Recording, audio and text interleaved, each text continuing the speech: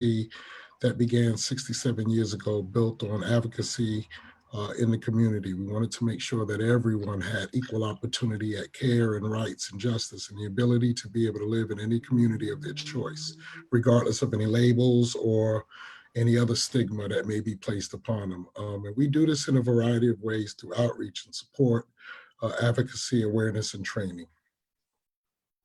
Excellent. And Jeff and I are counterparts under the Mental Health Association of New York State. And we're among 270 affiliates of Mental Health America. I'm the CEO of the Association for Mental Health and Wellness. In addition to very similar direct services as MHA and Nassau, serving people with the most serious mental health conditions. We also do a range of services for when people are first experiencing mental health distress, and a tremendous amount of mental health education services. I would be remiss before I pose a question as a way of introduction to our panelists if I did not.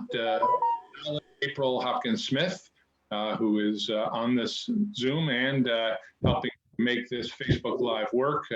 April has been a part of our agency, Association for Mental Health and Wellness, for many years.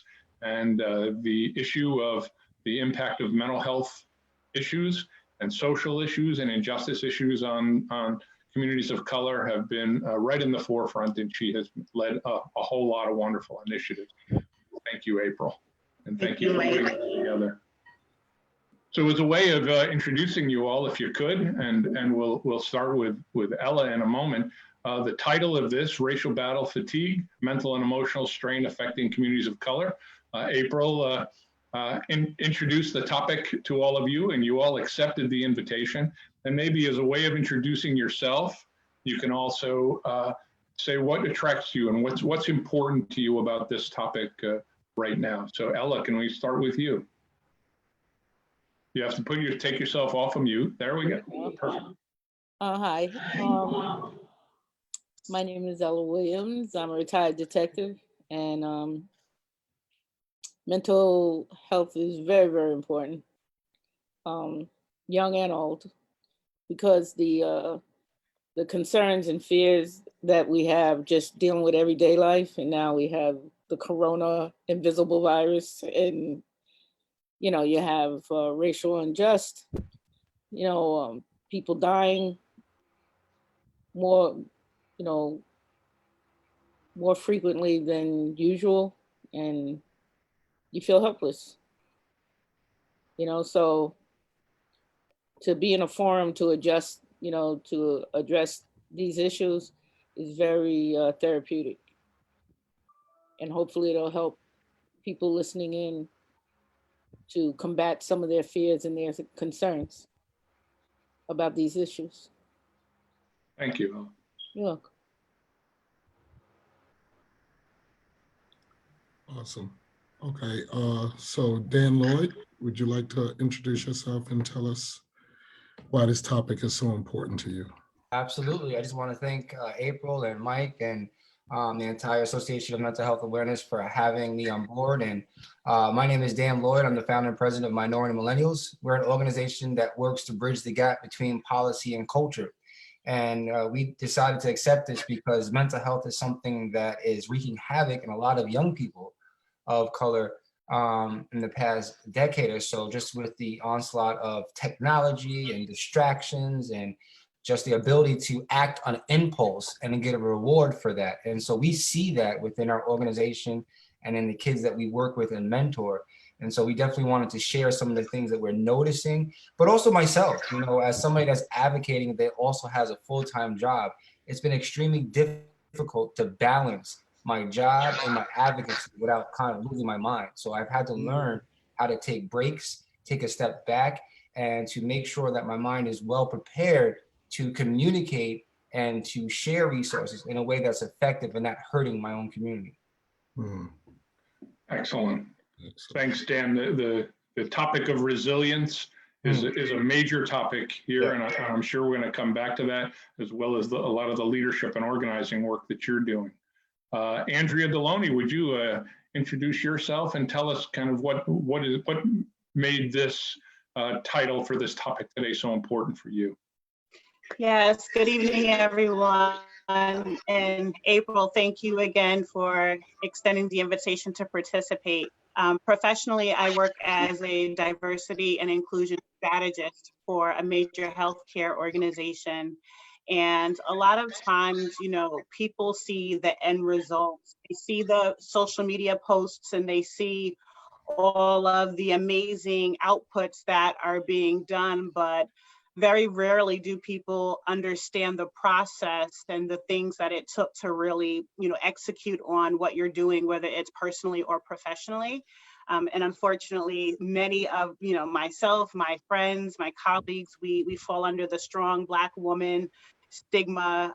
We bear the superwoman cape sometimes, when the reality is we can't separate, the mental health aspect of what we do. We can't separate what's needed when we decompress and what we do to reset to ensure we're able to produce and be meaningful and create significant impacts within our communities and within our organizations. So I think it's important for people to see, the different generations really being vulnerable and being authentic when discussing their own mental health struggles and what they do to overcome them.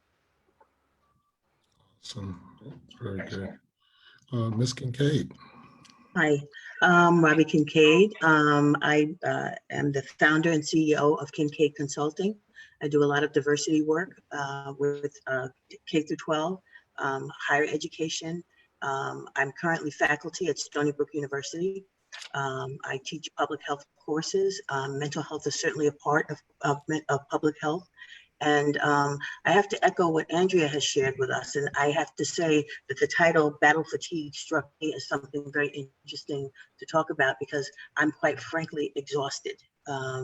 Being a Black woman of a certain age, having lived through certain times in our history, only to find ourselves here yet again and hoping that this is not just another rush. This is not a rush, that it's actually going to end up in some substantial and needed, necessary systematic change. So I thank you so much, April, for putting this together. Mike, Jeffrey, it's wonderful meeting you. Ella, Andrea, Dan, and Betty. It's amazing just to be here in the same presence with all of you. So I look forward to having a real robust discussion.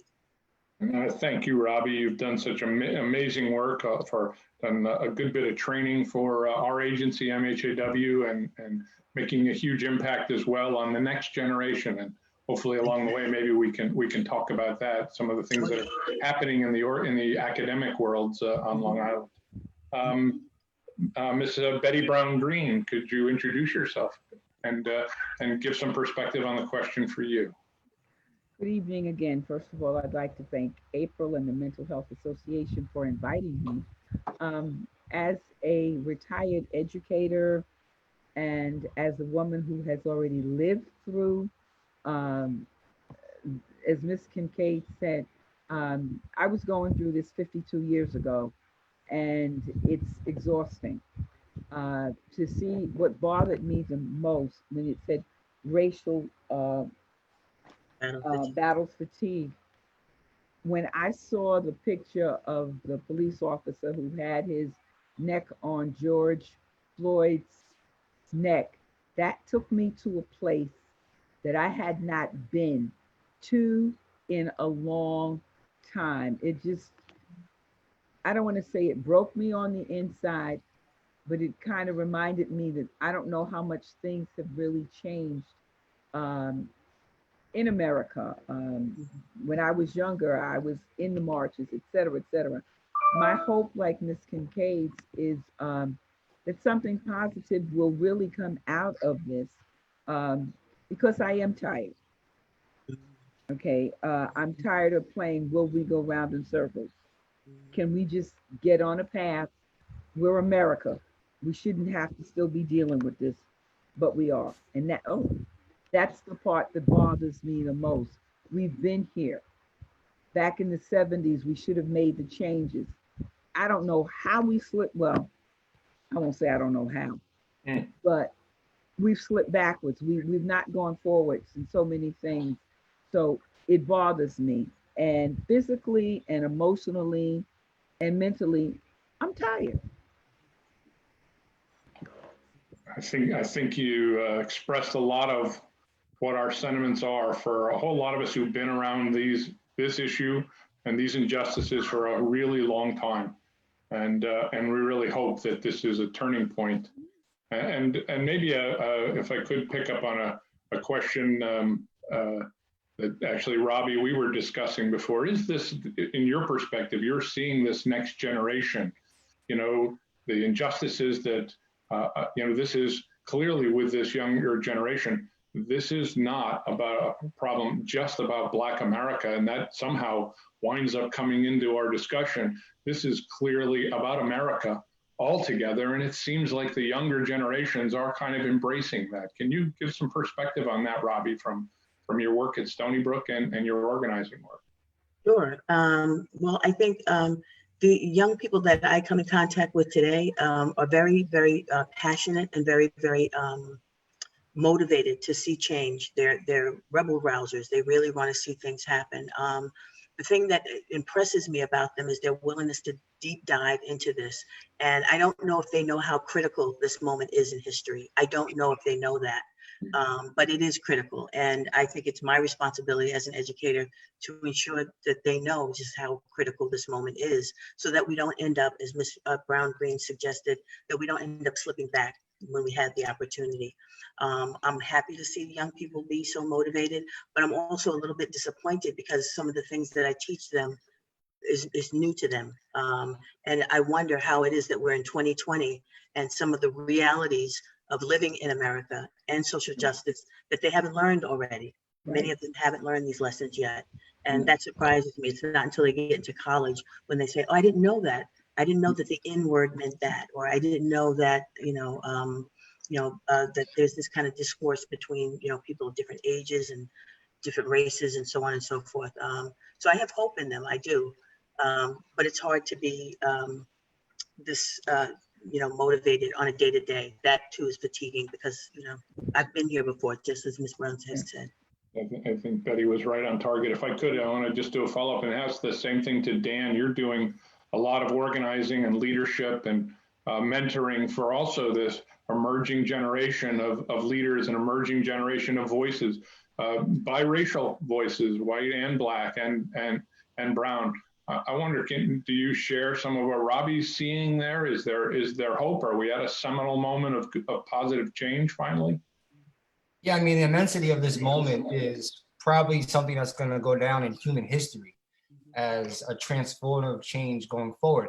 I say that because naturally, millennials and Gen Z is actually the most diverse generation with regards to race than ever before. And so we see that. And then you bundle that with technology. So especially with Gen Z, they're constantly on social media where they're interacting with millions of other different people that are not like them. So they're not just, playing baseball in Levittown or soccer in Smithtown, or whatever it may be that has historically separated us and segregated us. So you see that now with these marches and protesters where they're coming together because their mindset is different. It's not all about accumulation of wealth. It's not about greed. It's not about success in the ways that my parents and our grandparents have seen it. It's about social impact. How is the investment that your tools and your values are bringing back into society? And racism is one thing that we just won't stand for anymore, because that's the underbelly of the problem in America, and we're not standing for it. And you can see it. And again, it goes from 12 to whoever to 100 years old. But the young ones are the ones that are really taking this true to the heart because they won't stand for it anymore. Mm-hmm. Optimism for our tiredness. Go ahead, Jeff. Yeah, so you raised 2 points. So this is a two-part question, and please feel free to answer at will. But so one is we're looking at the wake of a syndemic, right? We have two worldwide spread, right? Because this isn't anything that's town local, right? This it may have happened in one place. But it seems to be spreading across the world. Everyone's taking notice of this. So it's not something that just affects one little community. It's affecting the world, right? Mm-hmm. So this syndemic, we're in the wake of this syndemic. And so one question is, how are you coping with the way that this thing is unfolding and developing in our community? And then the second part of this question is, because it's a syndemic and because of the way it's coming out, because it happened in the midst of people not supposed to be able to leave their homes. Everyone's supposed to be kind of quarantined a little bit and concerned about social distancing, but we kind of threw all of that away in the wake of needing to know we got to come out and speak about this. So in all the incidences that we've occurred, right, from Trayvon to the names go on, right? Like I can't even get all the names in my head because so many are coming at once. But we got quiet after a while. Like we made a little noise about Rodney King and we got quiet. We made a little noise about Trayvon and we got quiet, but this doesn't seem to be getting quiet. And I want to hear your views on why now? Why are we willing to go further now? If I could jump on that really quickly, I don't mean to cut anyone off, I apologize. I think some of this, it has to do, it's a social issue, but it's also a political issue. And I think that one of the reasons why people are as fired up as they are is certainly, being cooped up from, with COVID, we're cooped up. But aside from that, I think that just the political structure is such that people are feeling very polarized. Either we're swinging all the way to the left or we're swinging all the way to the right. And I think that because it's been such a polarizing political experience over the last couple of years, I think that people are really, really stretching their wings and they're really trying to get out there and protest, not just about Black lives, but about all things that they find unjust, with populations. So yeah. I think that's one reason. Yeah. And I would say so working in healthcare, and I think being able to really balance the dynamics between a global pandemic and now a 2020 civil rights movement. One of the most important things, and I stress this a lot, is the importance of taking in good data and good information. We saw this from the onset of the pandemic that there were so many different misunderstandings or misconceptions around the virus, and it really drove so many people crazy because, we didn't really know what to believe. Monday it was one thing, by Wednesday it was something different. So I think it's so important to really make sure that when we're taking in information, we're utilizing and leveraging trusted sources. And we are not getting ourselves caught up in the debates on alternative belief systems around what the causes of these situations are and what's going to be the cure or who's exempt from these types of things. I think when it comes to all things, when we talk about racism, discrimination, civil unrest, more and more people are starting to realize that you can't really separate yourself from the two, right? We've seen in the past where people remained in their own social bubbles, and so it was easy for them to really step away from things and exclude themselves from the conversation. But now that those circles are beginning to get smaller and smaller, organizations are being more vocal and more assertive in their stances around zero tolerance for racism. We're seeing HR departments and diversity and inclusion teams be restructured and redeployed in a way that it is forcing members, in a sense, to address these things that are happening outside of the organization. So I think the more companies start to take those active stances, the more, our faith-based organizations, our CBOs are collaborating, working together, having dialogue across industries, we'll start to see more that people are going to stay engaged this time around. And it's either going to be a matter of staying engaged because enough is enough, I'm tired of this, we should all, strive for equity, or okay, enough is enough, I'm tired of seeing this, let's do the right thing so we can move on, so to speak, from it. I'd like to add from just a personal experience with this entire situation is that as an organization with COVID, we were really trying to translate all of our events and our value visually. And so we started doing all these, live conversations, and it was incredibly difficult to try to get a grasp on it and get people comfortable for it. So that was a little bit of a wearing down process. But then, the video of Ahmaud Marbury came out, and it hit me, but I was like, nah, like it was confusing. But then Breonna Taylor happened, right? And then George Floyd. So it was like a trifecta that by the time I watched George Floyd, because I didn't even watch that video for like a day and a half. And then I watched the entire 8 minutes, and the whole social structure, from the bystanders to the police officer watching the police officer to the police.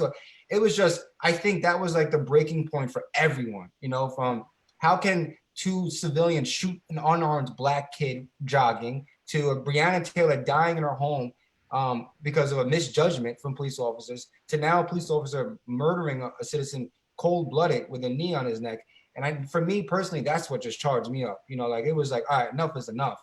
And so that's when we got like a reboost of energy, a second wind to get involved. And then that's when you see all the young people really getting involved, because not only were they cooped up, but now they have something to really like put all that energy into. And it's not stopping. I mean, it's 16, 17 days now.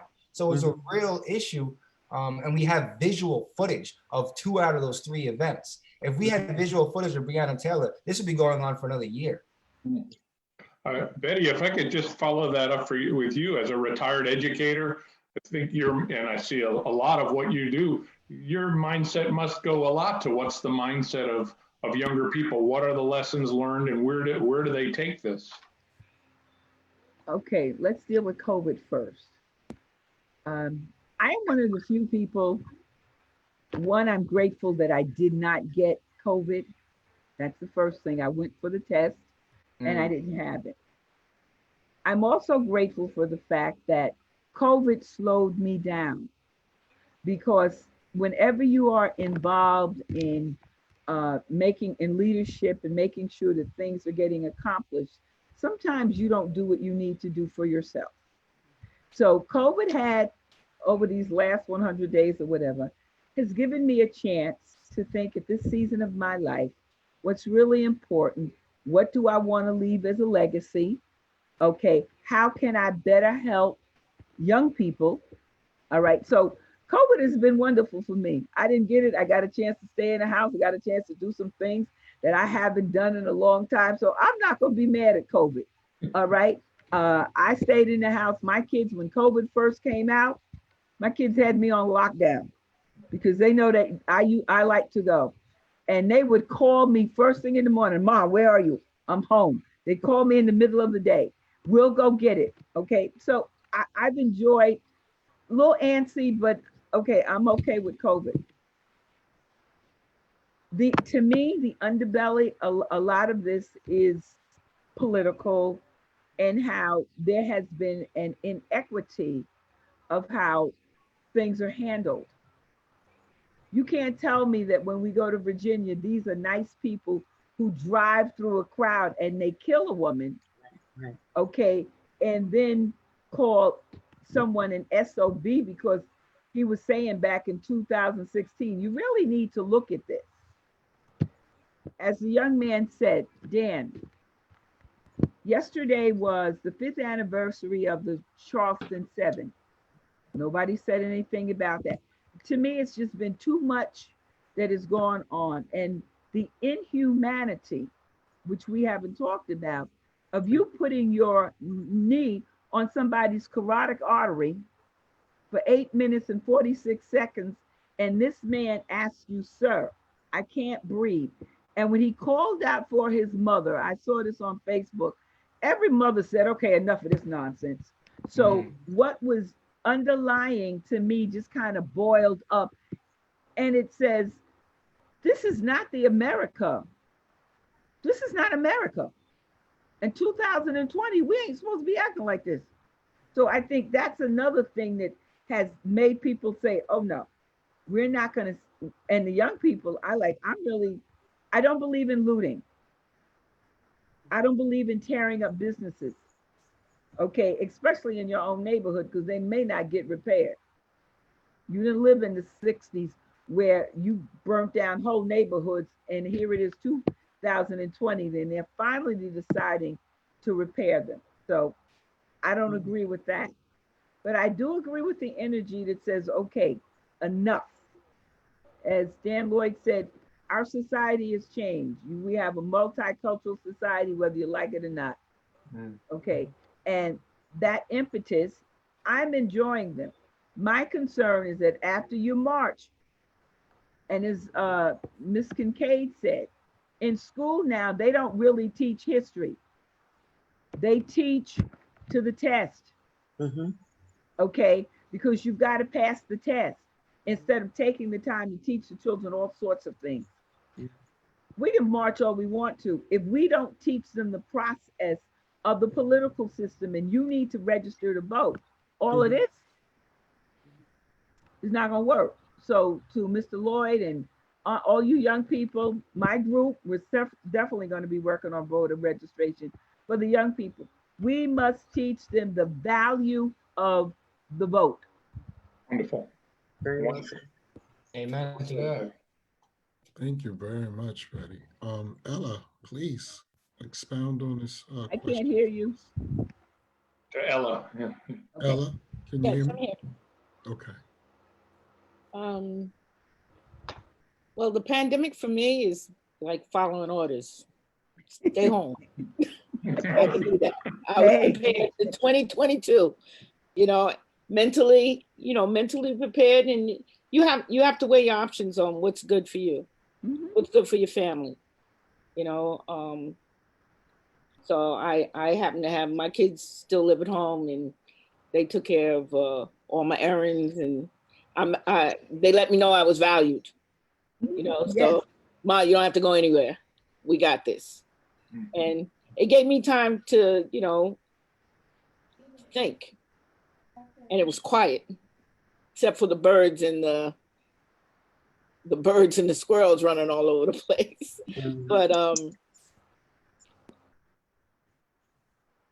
far as your mental health is concerned, if you can take the concept of not having human contact for 3 or 4 months, if that was the ultimate test, if it was a test, then I passed. But I know many people, many of my friends, they didn't. They were antsy. They want to get up. They want human contact. They want why this, why that. It's almost like the astronauts when you get in a room and you want to see. They're confined in a space for months, and the first person that gets up and wants to smoke and walk around the room, well, okay, eliminate him.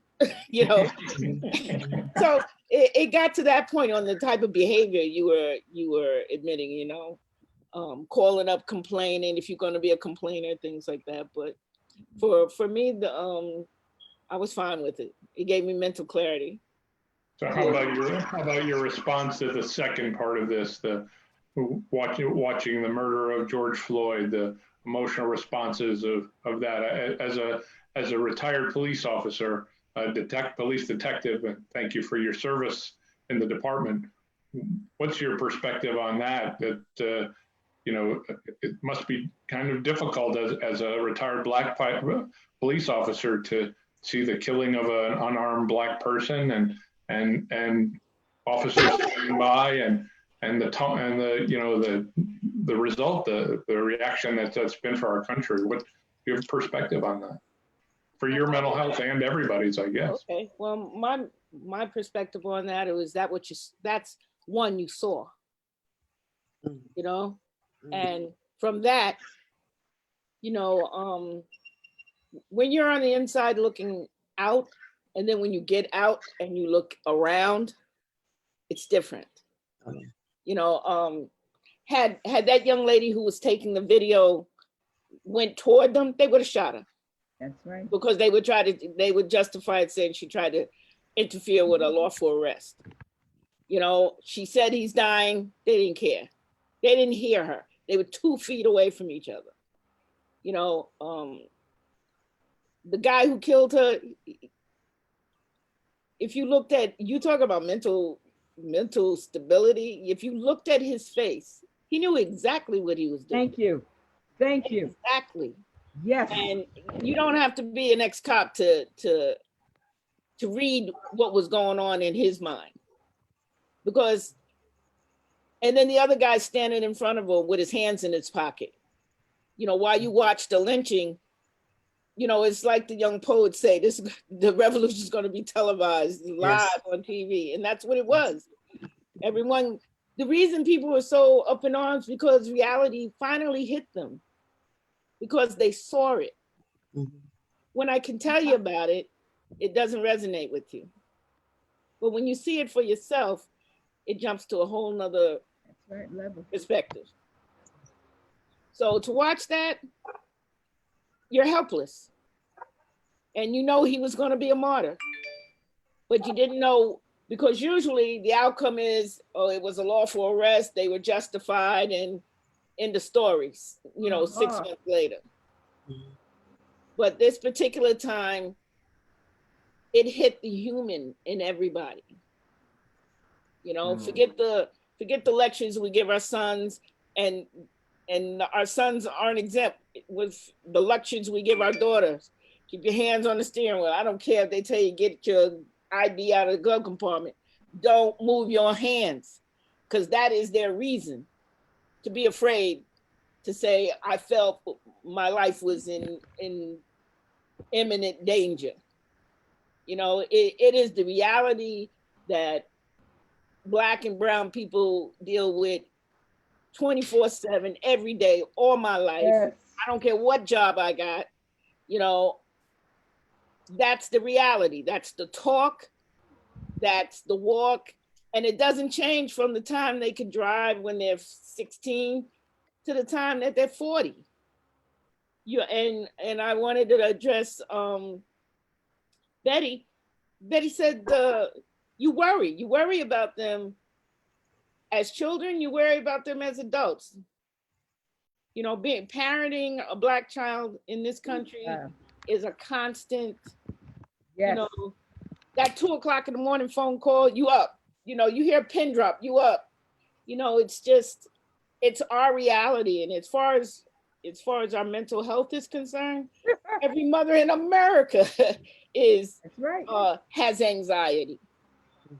Where you going? Who are you going with? You know, we go through the gambit. I'm grown. Let me live. You know, that's what I'm trying to do. You know, by mentioning these things to you, you know, so you have to deal with the reality that we have. You know, you can theorize about it. You can, you know, you can discuss it. You can collect your data. You know, you can do all of that. But the reality is you don't want yours to be a victim of these incidents, and you don't want others. That's right. And this particular time, everybody was a mother to George. That's right. Everybody in this world. Right. Because we couldn't protect him live on TV. That's right. And that poor little girl who took that video, she's gonna need some counseling, because that was reality in her face. Everything her mama told her about, she was just courageous enough to film it. And the fact that they didn't do her is a miracle. God was with her. Ella, thank you for your candor as an officer. Those are very powerful perspectives. You're welcome. Jeff, go ahead. Yeah, I'm being very taken by the comments that you are all making. It's very powerful. It also is something that is needed to be said and heard. I think that our society has waited far too long to be honest with itself about what's happening in our country and in our world, and what's permissible, right, and what's not permissible.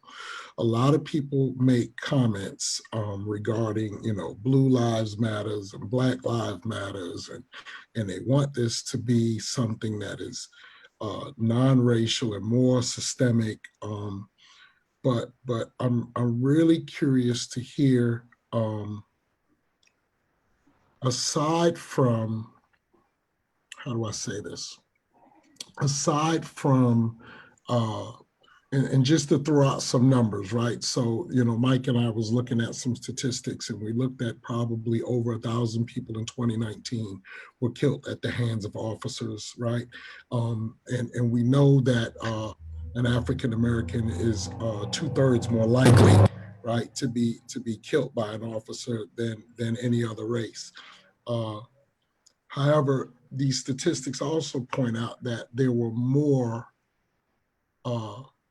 whites killed by officers than African-Americans, right? So what makes this a racist matter? What makes this something that we need to look at not just systemically, but also need to look at it in a matter of equity.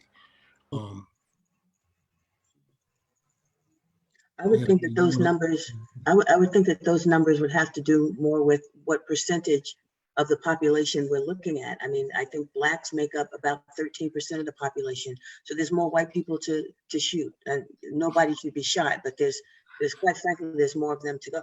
But I think disproportionately, it's in our faces, it's disproportionate, the behavior against Blacks, young Black men and women in this country. And I would, I was listening to what Ms. Williams and Miss Brown Green were saying, as well as what Dan Lloyd is saying and what Ms. Deloney is saying. And I can't help but think about the countless hours that I have spent personally thinking about my Black self. Just the fact that I'm Black. How often, how many times a day does it occur to me that I'm a woman of color? How many times a day do I have to think about that? And what are the circumstances under which I think about that? What does it mean? We spoke about COVID, and I'm just thinking about the simple things that I have to do. I have to go out of the house to get food from time to time, right? I have to, go out to the mailbox to collect the mail. I have to answer the phone. I have to do these kinds of things, but I can't do what other folks who are not Black or brown do without thinking about the fact that I'm Black. Just going into Costco, which is probably one of my favorite places to shop because I like a lot of stuff, but more so because they check everybody's receipt. There are no bags to be looked in. There's no suspect. Everybody's treated the same way. So I go there to do my food shopping. But, I say that to say that, we're in a place now in our society, which is very, very pivotal. Dan, Mr. Lloyd, I think that you would agree. Young people are going to have to do this work. The name of this presentation, I think, is Battle Fatigue, racial battle fatigue. This is work that, quite frankly, I'm tired. I don't know how much more I can do. I don't have children, and that's a conscious choice. That was a conscious choice because I was born a Black woman. I had to make those kinds of decisions with me and my partner. Will we have children? Will we not have children? Will we adopt? Will we not adopt? A whole range of things came to mind. But I have nieces, I have nephews, I love them with all of my heart. And I know that any day, any one of them can be picked off, just like George Floyd, just like Breonna Taylor, and so on and so forth. So that hurts me to my heart, but it also drains me. It energizes me to a certain degree. But I have to say, honestly, I am drained. I am drained. And I look to young people to take the lead on this. That's an Thanks, Dan. amazing points. And I actually have the statistic in front of me because we were doing some research on this. So just to get some clarity, since January 1, 2015, the deaths, police shootings per million capita. So 60% of the population is white, 17% of the police shootings are white, 43% of the police shootings are Black, and the Black population is 13%. And so when you look at that, it's very similar to even the disproportionate amount of people that passed away from COVID. Right. And there's two correlations that I've personally taken from this in the responses to COVID and to the protests. So once I felt like people started to realize that this wasn't going to affect them with COVID, that's when you had the protesters to get back to work. And here in Long Island, it was in Comac. And it was like, oh, wow, all of a sudden, a certain community doesn't care anymore about potentially getting impacted by COVID because they didn't know anyone that passed away from it. Right. Now, so I'm in an interracial marriage. I also come from an interracial family. My in-laws didn't know one person that got infected or passed away from it. I know 15 people personally that were infected or passed away from it. And so there was just a huge cultural difference in this pandemic. Then you go to the protest and you see people saying all lives matter or blue lives matter, and it's not about Black or this or Black or that. And then they're saying like George Floyd's situation was bad, but there's always this but after the conversation, and that drains you. That's what actually makes you frustrated because it's like, what more do you need to see to admit this is an issue? And when you talk about the mental problem, I just feel like sometimes it's just saying, you're right. Like this is not okay. And there needs to be healing with this issue. And I feel like America does a horrible job of just saying there needs to be healing with racism because we're never going to move forward with it. And it's not happening. I mean, to be quite honest with you, I'm very frustrated with how a lot of people are responding. I'm a Christian man. I'm very frustrated with the difference in the Christian church response. And I say that with regards Thank to you. the white church and the white pastors. Thank And you. again, my family has been holding them accountable. Where are you? Are you speaking up? Don't just tell us to pray to Jesus at this moment, because there needs to be earthly situations that have to be addressed. And so there are a lot of frustrations with what's happening in the responses to COVID and this. And it is very draining, but I'm optimistic. I am very optimistic, but it's very frustrating, and the response is part of the dream. Thank you. Um, Thank you. Go ahead. If I could speak, Yeah. Yeah, please. Mr. Lloyd, thank you. One of the big frustrations that I have as a Christian, one, I haven't seen too much of either one of the churches, but I have an issue with the evangelicals who have all of a sudden, you quiet, you ain't said nothing. Okay? Nada, zip, anything. And many of you act like you don't, like, what book are we reading? Because the book that I read shows Jesus as a social activist. He was for the poor and the downtrodden. So I'm not sure. That's my biggest frustration with this whole thing, with the rioting and everything else, the lack of care and concern to me by the white church. And then around here on Long Island, I'm not sure what anybody else is doing in other towns. I haven't seen too many black ministers say too much about it. And that bothers me, because back in the day, the church was the forefront of getting things done. And as we've kind of lost that initiative, and maybe because church attendance and all of that kind of stuff has changed. But one of my biggest frustrations, and thank you, Mr. Lloyd, is the lack of response from the white church. Dr. King in his Atlanta, when he was in the Birmingham jails, he stated that basically they were silent. And you can't be silent about something like this. And I agree with you. Many people are avoiding putting on masks and taking the precautions because they think only African Americans get killed from it. That ain't true. Okay, a whole lot of people in my age group can get COVID, and COVID doesn't care about your race, your age, or anything else. COVID is deadly, and we're seeing the spikes in other states where the governors told people that bothers me, because needless people are going to die because we refuse to, and I don't know if it's the American way, but many people are refusing to put the mask on and do what they're told to do. I'm grateful we had Andrew Cuomo as the governor, because I stayed my little cute self home. Whatever he told me to do, I did, and I'm still here. I think that concept of like we're all tired also kind of comes from, we're also tired of having a lack of leadership and a lack of coherent leadership in a lot of sectors. And we're thankful, but I'm not just talking about government. I think we are thankful that we are seeing leadership. People agree, people disagree with Mr. Cuomo, but that's still leadership. So I wonder if I could just pick up on some of the things that were said, and we're kind of at the phase here that anybody can kind of chime in, wave your hand, and between Jeff and I, we'll continue the conversation. But it seems like, kind of from coming off of some of the conversation here about inequities in among Black men and women, about being victims of violence and police violence and shootings. Jeff and I had a little bit of a hard time. I think we talked about, here we are, two leaders of mental health agencies, right? And we get the data, as a result of COVID and the murder of George Floyd, 41%, it said, the Washington Post says 41% of African Americans feel depression or anxiety. And the hard part to talk about this is, I get that. And as a clinical person, a mental health person, I get numbers by different risk groups and stuff. But it feels also kind of risky here that we're pathologizing and making clinical kinds of things for the impact of racism and oppression.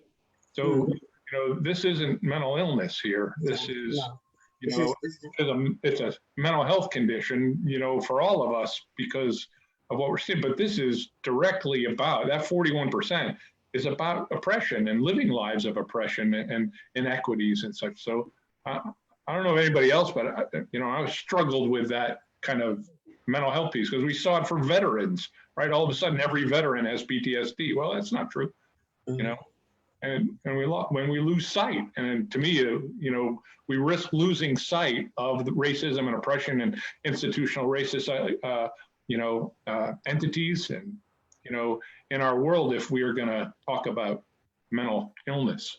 Yeah, I want to add something to that, Mike, before you respond, because I want to throw in on top of what Mike is saying is also, can we include what this looks like as generational trauma, right?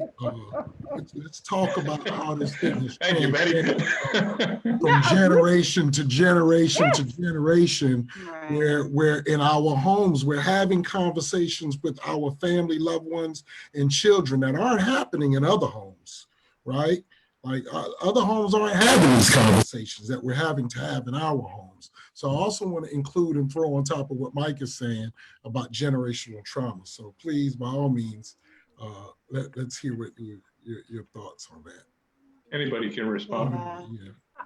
Come on. I mean, I'll just say that I know, that's a great point because so often we're not having the conversation around compounded trauma and the fact that even within our communities, all of the things that we're taught not to do, taught not to talk about it, the stigma against utilizing mental health services, like you said, to your point, generation to generation. And even from a corporate entity and for what I do professionally, we as a team with HR had to have that conversation around compounded trauma and the impact that it has on employee performance and employee engagement. And so often we think that it's just an emotional response, but these are tools that we weren't necessarily taught growing up. These are tools that we didn't really learn about. So we're just kind of figuring out these emotions as they come up. And then, like we said, when you couple it with an environment where you're not choosing to stay isolated, you're now forced to stay isolated. So now that adds on another layer of having to process all of the thoughts and feelings that you're going through. And then you tack on your lifestyle, right? So you have those who live in a household with family members who going to work or going to wherever they went during the day was their escape, was their way to release and process and transition to another focus. But then you have others who are now forced to be at home by themselves and not necessarily having those outlets to really be able to express on a regular basis or engage in that socialization. So, I think it's important that whenever we look at results or we look at reactions, you have to look at the input, you have to look at the driving factors and really put together the whole story. Because if not, we're going to, all of the data that gets put out, it's going to get misused, misinterpreted, and we're going to tell a false story about our communities. Rob, who would like to go? Ella, Ms. Robbie, Williams. I think it's you. I think it's Ms. Williams. It's okay. Go ahead, Robbie. I was just thinking, to your point, Ms. Delani, am I saying it, Delani? Am I saying your name correctly, Delani? You make a very good, Delani? Like baloney with a D. Okay. Touche. Right. Kincaid with 2 Ks. So, I'm just thinking and responding to what you said with regard to, this generational issue. Like, how is it that, you can have a generation that, survived slavery, and then you have another generation that survived the Jim Crow South and segregation and the 70s, and then the 80s came, and the 90s, and so on and so forth. We have a resilience about us. Black people have a resilience about us. And one of the things that I have a hard time getting people to understand is I don't wear that resilience as a badge of honor. No. That resilience represents a life struggle, right? It's a life of struggle. My mom grew up in the South. I didn't grow up in the South. My mom grew up in the South. Her mom grew up in the South. I remember my mom telling me stories about hearing horses running in the woods and that it was all very, very painful for her. And I somehow thought that if I got an education, got myself a degree, did everything right, go to school, get a job, do what I got to do, that everything would be all right. And here I am. So it's systematic. The reason why generations can't get out of this is because it's a systemic issue. This is so ingrained. These ideologies of superiority or inferiority are so well ingrained into our American culture that people can't get up and get up. And I think one of the things that's making a difference now is that our young people are being educated in a way that they never had before. And as Mr. Lloyd suggested, they're connecting with one another in ways that they never have before. And I think that this might be the generation. I have every hope that they will be. It's just, like I said before, it's just very frustrating. But when I think about the generation to generation, it's like it's the same. It's like that saying that the definition of insanity is doing the same thing over and over again and expecting different results. We get the same generational garbage every generation after every generation. But I believe that this is different because we're, like Mr. Lloyd is saying, a much more diverse group of young people bringing this up. So maybe that will be the change that we need to see. Let's hope you're right. Ms. Williams? Right. I would just wanted to respond to Betty and Robbie on the generational racism. In school, you can go to school until you're up to 6th grade, and then you're 12, and then our boys start looking like black men. Yes. And then all of a sudden, you're not smart enough to be in the honors class. You're not, I went through this with my daughter. There were 41 kids in the 5th grade that got straight A's all 4 quarters. And then they only had 23 spots for the 6th grade. And then every day she'd run to the mailbox and she was crying. I'm saying, well, what are you crying about? She says, I didn't get my letter. Guess I'm not smart, And then you fight for them with the school board. And it's systemic because it was a hiding, 6th grade was a hiding haven for white children in our district. We couldn't put too many black kids in the honors course. That's right. And I said, if all 41 kids met your mission, why not make 2 honors classes? I had to fight for almost 6 months to get that done, because actually they said honors class is just an accelerated program, nothing more, the same curriculum, but just accelerated. They finish in March where the regular kids finish in May to take the test. You know what I'm saying? So it was just pushback after pushback. And then that's just academics. When you go in sports and you have the highest batting average, on your baseball team or on your softball team, but you don't make the all-star game. Right. It's systemic. We can't have all Long Island team, have all black kids on that team who have the data that puts them on that roster. How do you keep telling your kids, keep forging on, don't worry, it's gonna change, you're not always gonna be a child, it gets worse. You get on your job and you do your very best. And then, I guess I sound like I'm preaching, but then you do your very best and you solve every case that's come before you, but not good enough to get promoted to the next grade. You just missed it. We fight that as a race all the time in every venue, every avenue, every corner where we're just not good enough, and if you grow up this way, you have to be very resilient not to believe it. Exactly. So that's what I wanted to share about. I'd like to jump back in. I can so agree with Ms. Kincaid and Ms. Williams. Then we do crazy things to ourselves in our own community so that we can be accepted.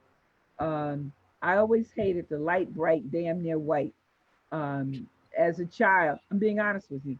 As Okay. a child, if you didn't have long hair and if your parents weren't this, or if you didn't belong to that social group, my mother was poor, okay, but she stuck something on the inside of me that I did my best to do to my children, to let them know that people might be different from you, but they are not better than you. So I'm not going to try to, I don't want to hear any excuses on why you can't get from here to there. And I remember when my son was in high school and we only had about 3 African American males in the honor society. And I was blessed to work in the same school district, same school that he was in. And me being me, I was an administrator, and I walked by and I saw all the kids in the honor society, and I didn't see his name. And I went to the young lady and she said, "Oh, we kicked him out." And I said to myself, like, hell you did, because you're not gonna make, he was a senior. I'm gonna see him graduate, boo. You don't know who you're dealing with. I went to the I went to the person who was in charge of it, and she told me why they had dismissed him, because he was doing athlete. He was a scholar athlete. So when everybody else was that senior week, when everybody else was, doing those half days, he was making up the time that he needed to make up. Because my reality is that you are not going to deny him or me the opportunity to see him walk across with that gold thing around his neck. Yeah. And like you said, it doesn't matter that I'm better than on a job. When the system decides that one of the good old boys Yes. should get the position, they don't care if they lie on you, destroy you, or anything else. They're going to move you out the way. Welcome And it to the takes a struggle. strong person Yes. not to be bitter and say, okay, I have to pull myself up like my foremothers and forefathers did. Try not to hate them because you played with my opportunity and you put somebody in there who was less qualified. And as a result of that, the department has gone down, but hey, it is what it is. Yes. You have to be strong not to be hateful. You really do. And my strength is that these 100 days or whatever in COVID, every morning I get up and I read my Bible. That has been my strength, my keeping my mind and everything else. Because if not, some things that you go through being a black woman in a field that's dominated many times by white males. By white men. Oh, please. If Well- you don't, to me, if I didn't have Christ in my life, I understand workplace violence. Because I could have gone in there and shot him up, but I'd be in jail, and that's not good. Well, we don't want that. We don't want No, that. we're not going to do that. No, but to Go ahead. piggyback on what Mitch Steady said, that my first introduction to, I made detective, and within 3 years. So when I got to the squad room, my welcome was, "What are you doing here?" And I had 4 years on the job, so it was a little unheard of, but I did a lot of things to get there. And this one white detective said to me, "There's 3 reasons why you shouldn't be here. You're short, you're black, and you're a female. And you just took a job from my tall, white, male buddy." Because when I was on the job, it was, they had quotas to make up in the department for those 3 criteria, for those 2 criteria, being black and being female. They had they didn't have enough of us. And, that was welcome to the club. And I came from a small town where, hey, everybody likes me. Why don't you give me a chance? That was your chance. And so you get to know very quickly, watch your back with that one, whoever he associates with, because they don't have your best interests at heart, No. because they don't want you there. This is And big. that's welcome to the office. So You This learn is- quickly to choose your battles. Miss Ella, we actually have a question for you from Facebook. Hey, And yes, Sandra asks, being a retired detective, can you speak on whether you had to be blue before black and how did it impact you as an officer? oh, that's a very Wow. good question. It's a very good question. Okay, I was asked that because there's no level to their asking or telling you how they feel about you. So something happened in the office, whatever it was, and they said, so one guy came over to my desk, said, "Are you blue? Or you what?" And I said, "Last time I checked, I was black." So you got your answer? You know, yes, there's a code. Are you gonna go along with the program or are you gonna make waves? Mhm. If it, you know, so you let them know who your character Mhm. is immediately. Mhm. Now you never go out with those guys because you don't get shot in the back of your head. You know what I mean? Friendly fire. You know, it's a very dangerous profession to have enemies. So you have to be smart about being blue while black. Right. Wow. Thank you. Welcome.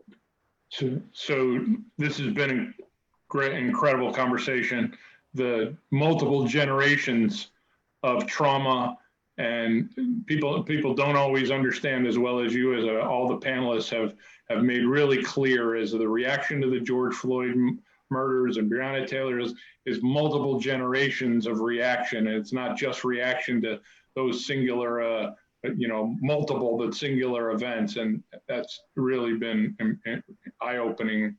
I have a question as a white CEO of an organization. I know there's other CEOs asking the same question, because we're talking is, how do we create safe and responsible workplaces for people of color now Can I and answer, always? can I answer that? Please. Be fair. Have a system of integrity. If I deserve the position, I'm qualified for the position, then it shouldn't matter that your boy wants the position and you're going to undercut me. If you're fair, just have some integrity and fairness. Okay. I don't have a problem with working. I have a problem in working against the system that's going to tell me that no matter what I do, I'm not going to make the grade. And I think white CEOs, as long as you do that, and your workers know that you're a person of integrity, I don't think they have a problem with it. It's the undercutting stuff that bothers me. Okay.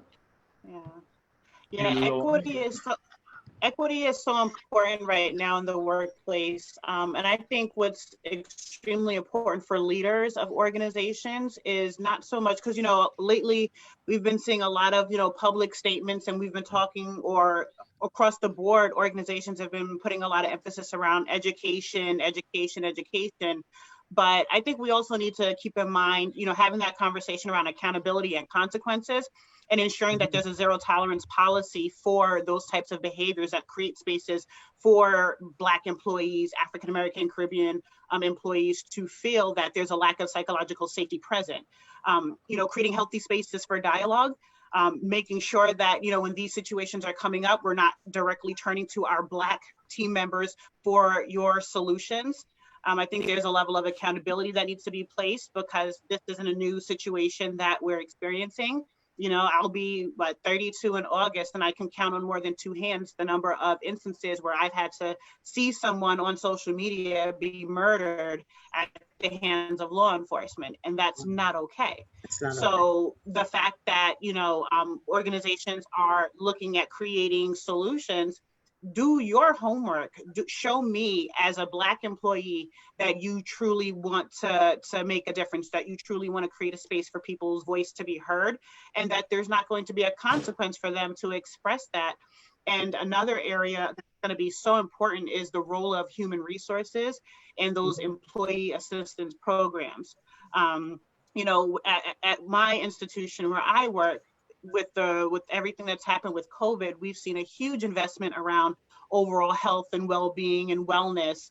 But when, George Floyd happened, and even take it a few days before George Floyd, when we saw Amy Cooper and Chris Cooper in Central Park, let's be honest, that triggered a lot of microaggressions for Black women in the workplace who know a number of Amy Coopers that they potentially work with. So how are we ensuring that these resources that we're promoting to our employees are equipped and prepared to really address the reality of the world we're living in, and not just hiding behind a facade of what it says that they're able to do on paper? And just to backtrack very, very quickly, and this is a shout out to folks like, myself, like Danny and our generation, because I think for so long, individuals were able to hide behind policy and use that as a way to validate and justify their decision-making process, to validate the things that they were doing and to hide behind it. But now you have a whole tribe of warriors that are coming at those policies and procedures. You have a whole war of people that are coming at, legislation and really looking at the Black and the white and the gray and interpreting what it really means versus what they told us that it meant. And now we're forcing the hand of those who worked so hard to show up to our church services on Sunday morning, those who worked so hard to show up to our Amityville Day parades and our Wyandanch Day parades to take a couple of pictures.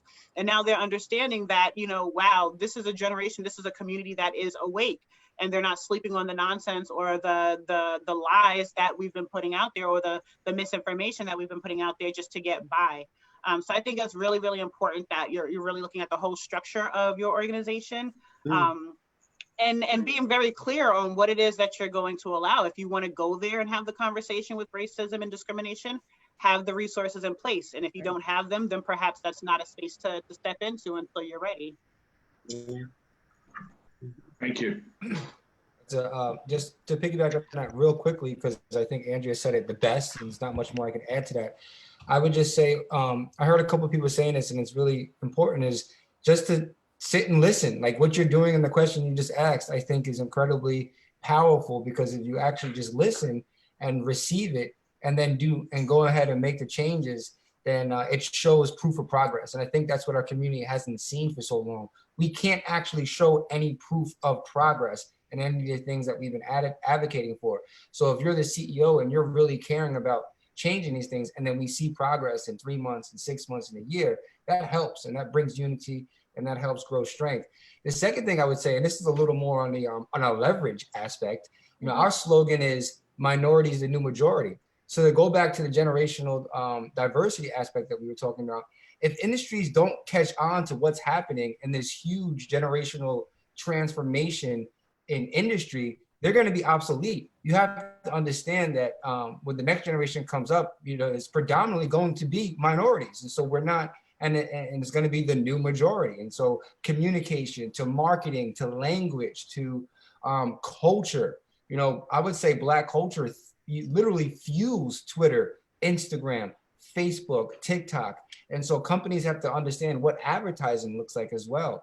And so if you're more in tune to what's happening and you shape your company around the new majority, not only will your company continue to exist, but you'll be a lot more financially successful as well, which is ultimately the goal in a capitalist country.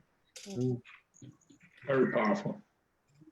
So you touched on something just now, Dan, that kind of brings me into another question, because I noticed that our television shows and even our cartoons are now incorporating interracial couples and gay and lesbian, right? Like our TV is becoming more advanced towards developing an eye for society to be more accepting of diversity, right? Yeah. So I remember some years ago, Stacey Dash made a comment on television that, Andrea, you're laughing because you must know where I'm going with this. But Stacey Dash made a comment on television that true equity would mean that we wouldn't need a Black entertainment television or a Black award show, that Blacks would be equally included in their genre of music, right, across the board, and that we wouldn't have to separate Black television from white television or Black music from white music in the sense of awards. So my question is true equity, right, is true equality not having an eye on needing to devote an attention on a pro-Black or just pro-life?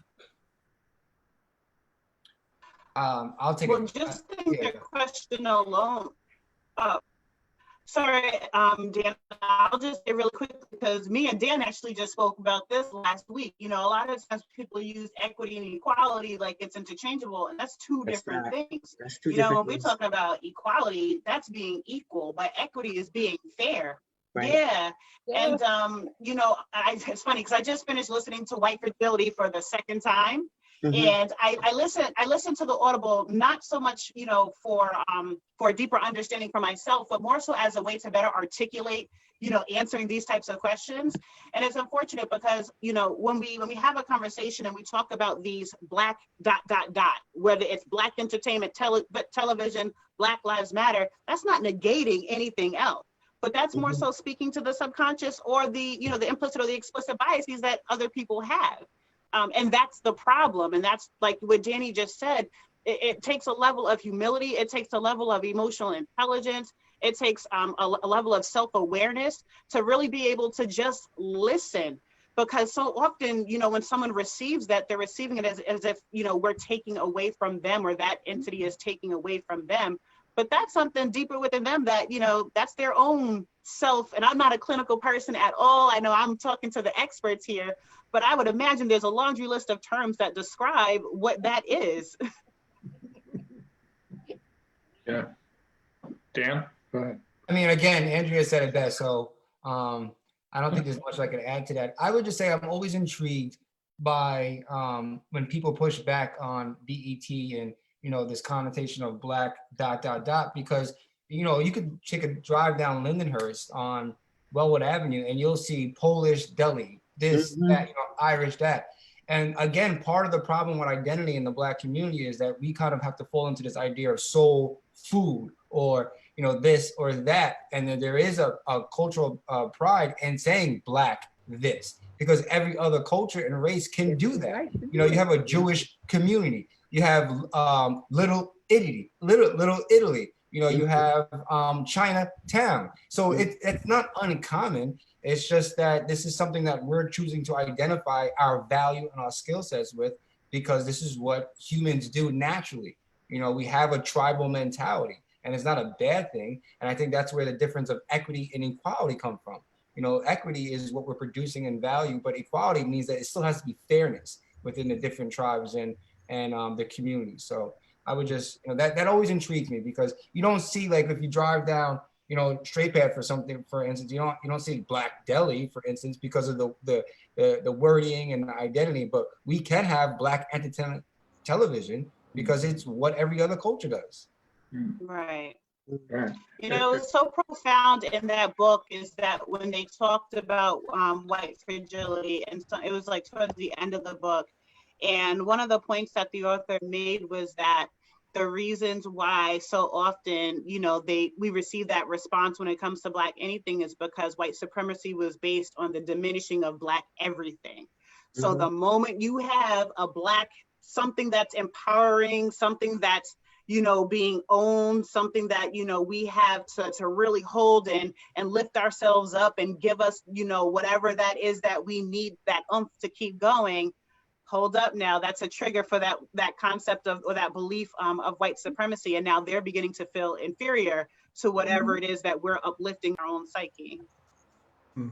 I wonder if I could ask Robbie, you know, some of the concepts that Ms. Deloney and Mr. Lloyd are raising go to microaggressions and kind of the words and concepts that are out there that we really need to have more conversation about. Certainly, you know, this has been a big part of my world with Jeff's world right now. I wonder if you can help everybody, Robbie, and distinguish between some of those concepts that are misunderstood, but are the basis of really important interracial conversations right now, and intergenerational, about what is unconscious bias, implicit bias, and kind of the concept of microaggressions, so that we can have better conversations about these. Well, you know, it can easily become a debatable topic. I mean, it depends on the source and who you go to ask these questions. But I followed Daryl Wang Su and his explanation of microaggressions and implicit biases. And I would refer to implicit biases are those biases. We all have them. We all have a bias. It's just you're pro this or you're anti that. We just have biases. But those implicit ones are the ones that are dangerous because those are the ones that we don't know that we have. So if I'm a racist, I can choose not to act out on that racist behavior. But if I don't know I'm a racist, I'm acting out all over the place because I have no idea that I'm a racist, right? So the implicit biases are those dangerous attitudes that we have that we don't know necessarily that we have, and we end up acting out on them all the time. Maya Angelou tells us when we know better, we do better. And so to that end, I would argue that it's important for all of us to get in touch with what our implicit biases are. What are those things about ourselves that we don't know that we believe and that we think about other people? If we know what they are, then we have more control over our behavior. And to take that as a note further, when you think in terms of microaggressions, those are the results of often implicit and explicit biases. We have people, it's like, it's been described as a paper cut. And that is not to suggest that it's minimal in any degree, it's not. But when you experience a microaggression, which is micro suggests that it's small and tiny, but when they build up over time, those little itty bitty pip cuts over time, those little injustices that people do, the slight look that they give you when you say, oh, I'm Professor Kincaid, or that look that you get when you go into a high-end store to buy something. Those are all the little things, right? You follow what I'm saying, Ms.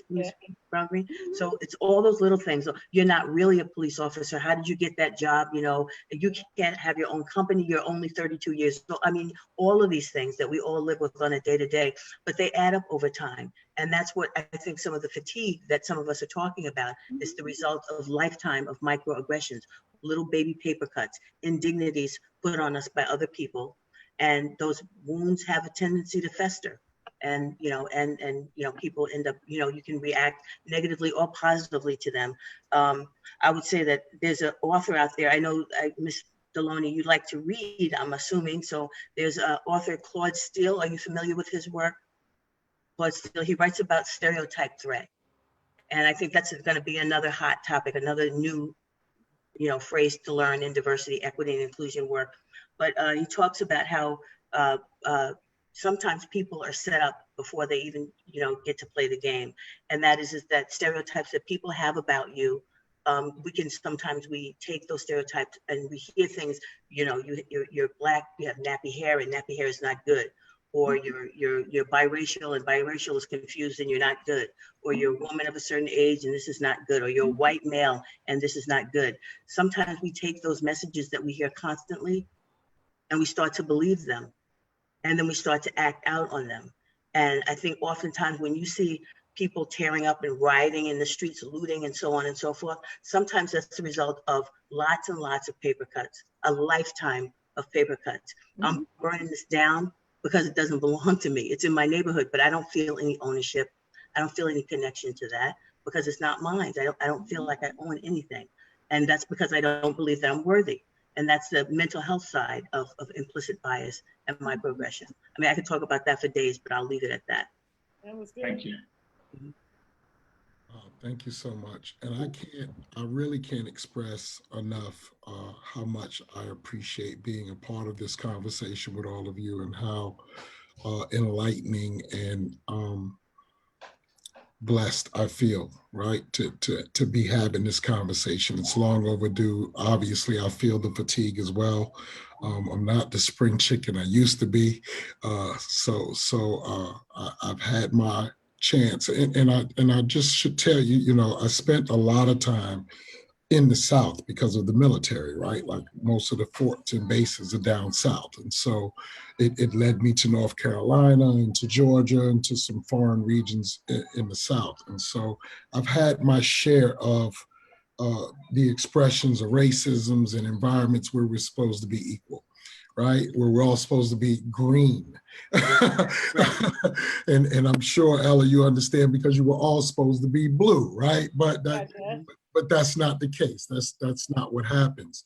And so I guess what I want to know is, So we're here at this place where so many of us are actually tired, right? Like we've identified what the actual battle is. We've known it for years. It's come and go, but yet and still it remains. And we're tired, but yet, as Dan expressed it, we have a younger, more virtuous, energetic, right? Land of soldiers and troops that are coming that are not merely of one color, but of diverse ethnic backgrounds and belief systems that believe in both equity and equality, right? That they believe things should be fair and equal, right? So now tell me, what does this look like for our future? Where's the hope in this? What is where do we go? And what does this look like coming forward, right? Because it obviously, even COVID made it clear that nothing will ever be the same again. So now what does this also mean? Has this syndemic also changed what this systemic, crippling, demoralizing case in our world has been? Does this change too? I'll kick off with that because I'll just say that, again, our organization's goal is to bridge the gap between policy and culture. And one of the hardest things about that is making policy appealing to young people and explaining it in a way that gets them to want to get engaged and involved. But because of this protest in March, they saw in real time that their efforts actually got the repealing of 50A. They saw it, it's evidence, and now they want more. We want more. And so what we're organizing now is, we got that done, but then what do we do next? You have to understand that you got that done, but that's the same thing as filling out the census, because the census is what will get us federal dollars into our communities. For every Black man that's not counted, you lose $4,000 in your community. So we're trying to get, our organization is predominantly Black males. So we're making sure all of our members are filling out the census. So we're using this energy to tie in and to define what policy is and why that's important. What we're saying is, if we didn't have elected officials in the state of New York that represented our communities and our cultures in the way that's in tune with us, we would have never gotten this repealed. And that's why it's so important to vote for elected officials, to vote for the primaries that are going on right now, or the local school board campaigns, the library campaigns coming up in November, making sure you vote. We're trying to make sure that every single election is the same type of turnout that would happen in 2008 with Barack Obama. That was a cultural appeal. But now we want to make sure that that same type of intensity stays and is ingrained in the soul of the next generation. And so it's going to take a lot of effort to make sure that programs are inspiring that and making sure that everyone is engaged going forward. But it's there, and I'm very optimistic about what's going to happen because the workplace is changing. So there's going to be a lot more of a virtual workplace and a lot more of a virtual value, which the next generation is already primed and ready for. They didn't have any trouble transitioning into these virtual conversations because they FaceTime all day, every day anyway. So it's really looking good. And it's more so now teaching the soft skills, being able to focus, staying disciplined, having resiliency. A lot of the things that our older generations, the wiser generations, have really built a structure on, and combining those two. Thank you for that. Absolutely. I would say that, moving forward, I'm excited. I'm excited because, now we're in a position where there are so many people who would have never posted a flyer about a school board, who would have never even reposted a status about completing the census. Like, people are activated. I posted this the other day. Long Island is activated right now. New York State, country, states across the country are truly activated. And my biggest thing is, it doesn't matter how big or small one's effort is. They're doing something. Let's nurture that passion. Let's nurture their interest. And let's make sure we're aligning them to the right source so that way it can be a sustainable effort.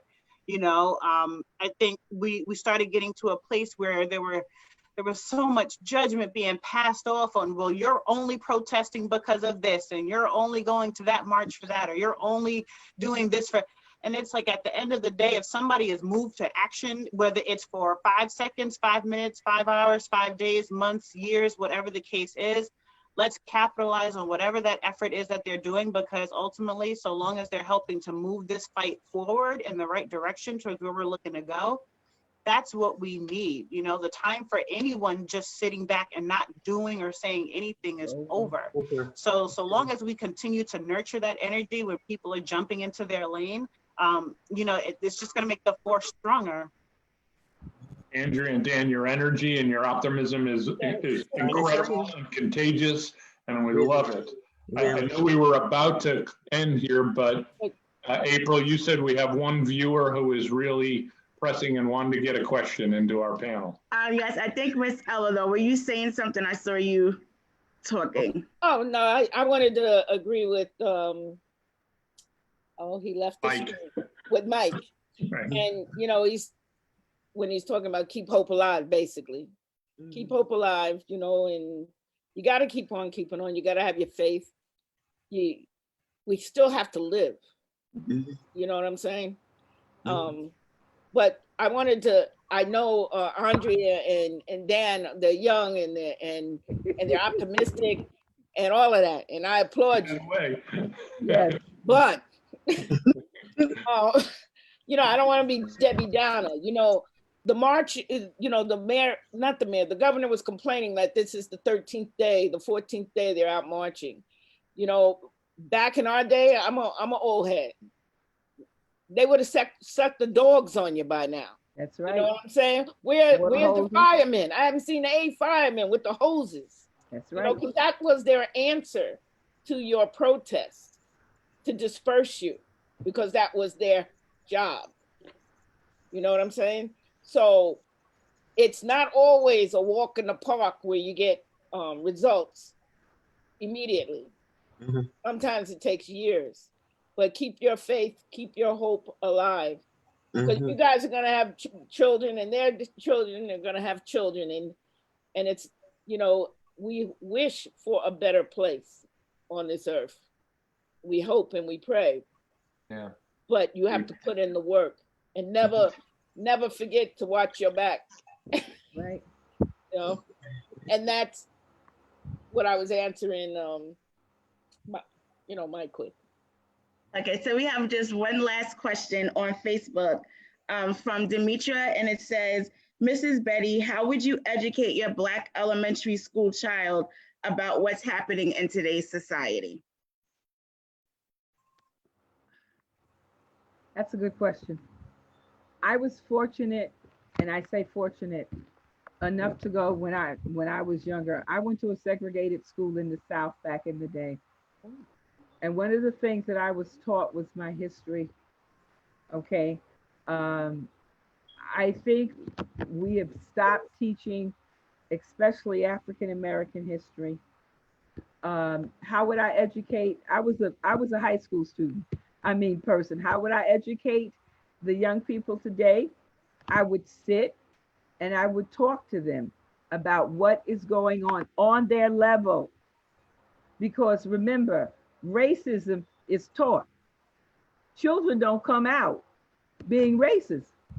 Okay, Johnny will play with Jalen because Johnny and Jalen like each other. It's only when Johnny and Jalen have heard negative things about each other that they become, I can't even think of the word, they become cautious. All right. So I would sit as an educator, I would sit, put them in a circle, and I would talk to them about it. And the goal would be to teach each child that no matter how different in their skin color, their height, their weight, their sexual orientation, that they're okay, and that we're people. And I don't know if, like I said, I was a high school student. I enjoyed high school because if I told them one thing, they understood exactly what I said. Okay, but for elementary, I would sit and I would just talk to them to let them know that you have different people in the world, but different doesn't mean bad. That's right. It means different. Right. Okay, right. It's like an apple is different. It's different from an orange. An orange is different from a strawberry, but they're all edible and they're all good. So teach your children that different is not bad. Right. Okay, because I have 4 children. Not one of them are the same. Now, if you put them all together, you'll know who their parents are, but not one of them are exactly the same. Okay, doesn't mean that they're not lovable, doesn't mean that I don't care about them. They're different. So different does not mean bad. It means different. Okay, and if we can learn to get along in our differences, we'll be all right. And that's going to have to be taught. The younger generation, they're going to have to teach it. And you also teach them that there's always going to be somebody who may not believe what you believe. And it's okay. Put enough self-esteem in them that when they face the world, that they'll be okay. But teach them that different isn't bad, it's just different. Well, that's an incredibly powerful and beautiful message for us to bring our conversation this evening to a close. This has been, for me, an honor to listen to all of you, all your perspectives, your experiences, your wisdom, your emotions. This has been really an honor. Thank you, April, for putting this together. Thank you. And thank you, everyone, for coming and participating. Absolutely. Thank you, April. Thank Thank you. you. Thanks, Thank Abe. you. And Thank you. Jeffrey, as always, it's an honor to co-facilitate with you. Always, sir. All right. Thank you all. And please, stay connected with our websites, our social media accounts with Association for Mental Health and Wellness and Mental Health Association in Nassau County, because more is to come on these topics, more posts on these topics. And we thank everybody for joining us this evening. Thank you for having us. Thank you. Thank you. Have a good Thank you, Mike. night. Thank you, Jeff. It's a pleasure to meet everyone.